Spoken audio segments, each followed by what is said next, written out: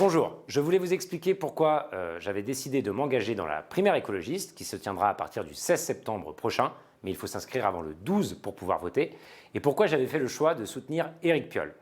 Éric Piolle, qui est maire de Grenoble et donc candidat à la primaire écologiste pour la présidentielle, est celui qui, à mon sens, peut rassembler le plus largement les forces démocrates, écologistes, de gauche, bref, ce qu'il appelle très justement l'arc humaniste et qui peut aller des déçus du macronisme, dont je fais partie, jusqu'à Jean-Luc Mélenchon. C'est celui qui peut les rassembler et qui a la volonté de le faire. C'est pourquoi j'ai décidé de le soutenir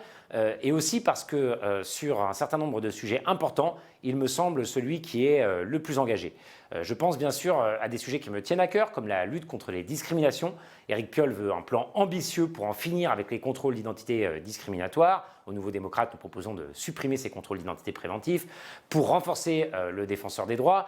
et pour faire en sorte qu'effectivement, dans notre pays, cet enjeu des discriminations soit enfin pris à la hauteur